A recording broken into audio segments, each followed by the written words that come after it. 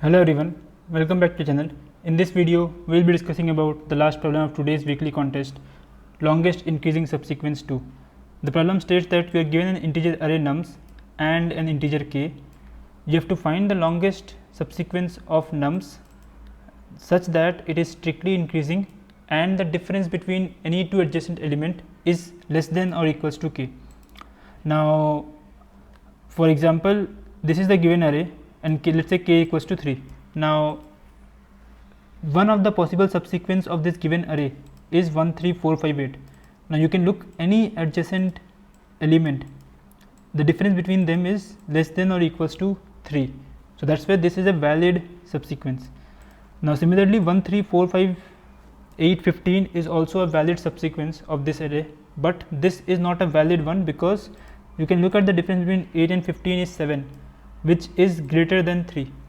So, hence you can find out all possible subsequence. You will know that the maximum length possible or the maximum the subsequence which is valid and whose length is maximum is like you can't form anything greater than a 5 length, hence the answer is 5. So, now how to solve this?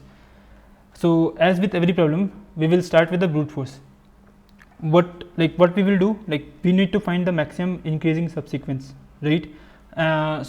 The easiest way in this problem, as you might have identified as well, is you can take f of index, which will give you the maximum length subsequence ending at index this particular ind. Okay. So, now what exactly you can do from here? So, you are saying that I want maximum length subsequence ending at this index. So, you have already taken this index. So, you have already taken one length subsequence. Now, what after that? So, this you have taken. Now, you have to take, let us say that is the array, okay, and this is the index I that you are looking at. So, you have already taken this particular number. So, what you can take? You can take anything from here, okay, but there is a constraint. The constraint is the difference should be less than or equals to k, and it should be strictly increasing. So, basically the value that you will take should be less than the value of this and the difference should be k. So, let us say the value here was 5, sorry. So, let us say the value here was 5. Now, and assume that k equals to 3. So, if k is equals to 3, what exactly you can take? You can take 4, you can take 3 and you can take 2, right? These are the 3 things that you can take because the current element that you have taken is 5. So, and the value, because the value is 3 and you have to make this strictly increasing. So, you can't take anything greater than 5 and you have to take anything which is smaller than 5. So, you take 2, 3 and 4 because this that's the 2 is the minimum that you can take. So, you before 5 you are saying that anything 2, 3 or 4 can come. So, what you have to what exactly now you have to find? You have to find that what is the maximum length subsequence that is possible ending at an index where 2 exists. So, basically let us say that you are taking 2 for now and let us say 2 exists at this particular index, okay, and just to call it, let us say this is I2, okay. So, what you will say, I will try every possible combination. Now, one of the combination is 2. So, what you will do is you will find out the value of I2. Now, similarly you will find out the value of I3 and I4. So, the maximum across all this value will give you what is the maximum length subsequence that is possible ending at this particular index. So, hope this point makes sense. Let us look at the pseudo code quickly. So, basically what we have to do is we will iterate over every possible value which can come just before this particular index. So, what are the values? The current value is array of index.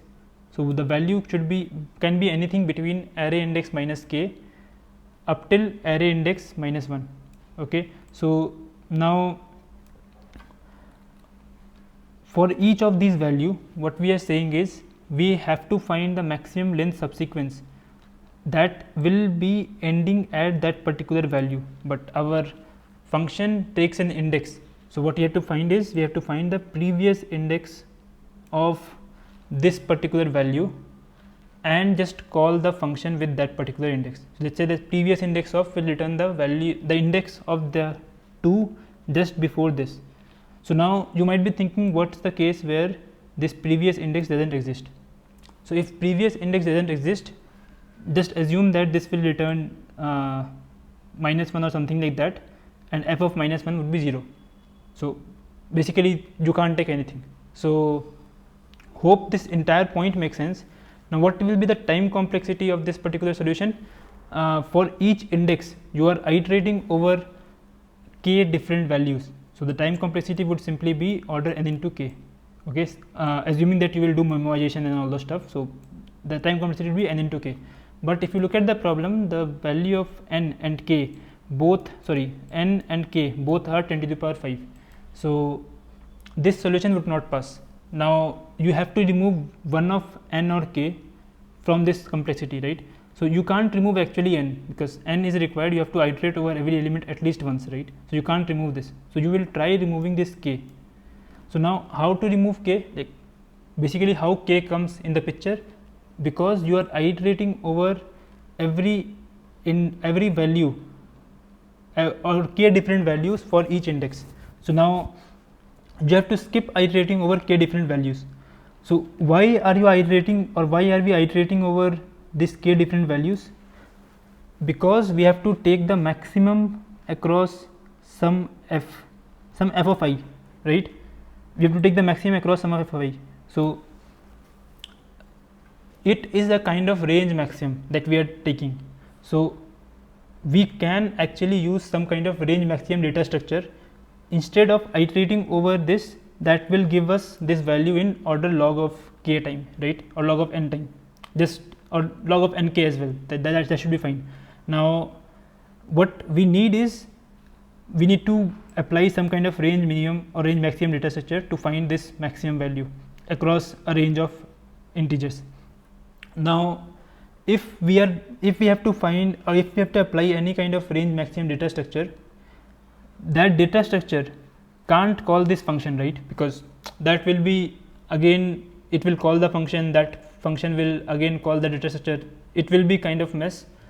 So what you want instead is, you will want these values to be pre-calculated, f of some I to be pre-calculated and stored in that data structure. Let's say there is data structure D, which is giving you the maximum in the range L to R. So what you want is, you have to give this data structure all possible values beforehand, and then you will just call L to R and it will give you the maximum in range L to R.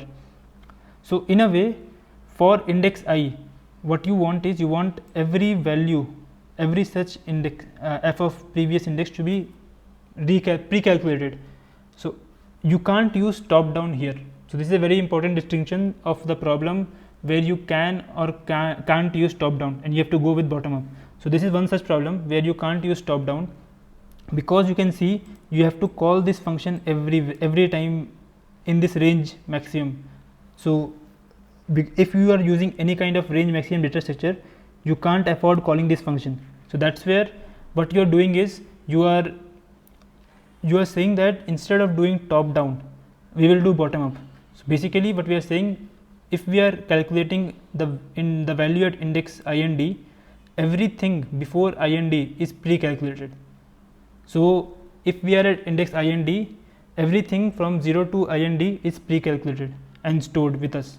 So hope this point makes sense, that why we are using bottom up instead of top down. So in a way, we will start with index 0, and if we are at index I, it means that we have already calculated everything from 0 to I minus 1. Now for this array, like for this range, array of index minus k and array of index minus 1, we have to take maximum across the previous indexes of these values, right? So as we have seen, some of these values may not exist. Let's say there are array, and this array doesn't contain 3 at all. So now previous index of 3, if you find out, you will not get anything. So for those kind of values you will take 0. Let's say, so what you will do, you will create a data structure that will give you the data structure of values. So let's say this data structure at position 3 will denote that what is the maximum length subsequence possible ending at position 3. So basically we skip finding previous index altogether. So instead of finding previous index, what we will do is we will take maximum across some f dash of value. And what this f dash is basically the maximum. Basically instead of finding out the index, you are saying that this is the number itself. So let's take an example that will make things more clear. But we have removed this k, and instead of this k we have bring in some log factor, and that is reducing our time complexity. So let's take an example, this will make things more clear. So let's say this is the array, and let's say k equals to 4. So if k is 4 and this is our that f dash function, or we'll look at it. So let's say k equals to 4. So what exactly is like what we are trying to find is what is the maximum length subsequence ending at 7, and so for that what you have to do is, for 7 you take 1, that okay 1 is there because 1 you have taken 7, so 1 length is there. Now k is 4, so what is the minimum that you can get is 3, just before 7, right? And what is the maximum is 6. So anything between 3 and 6 is possible. So what you are like, this array denotes what is the maximum value at, like what is the maximum length at index 3, oh sorry, at value 3. So instead of index, this is value. So initially everything will be 0 because there is no element at all. So anything ending at value 3, the length would be 0. So now what you will do, for 7 you will take the maximum across 3 to 6, you will get 0, and you will say that okay maximum subsequence length ending at 7 is 1.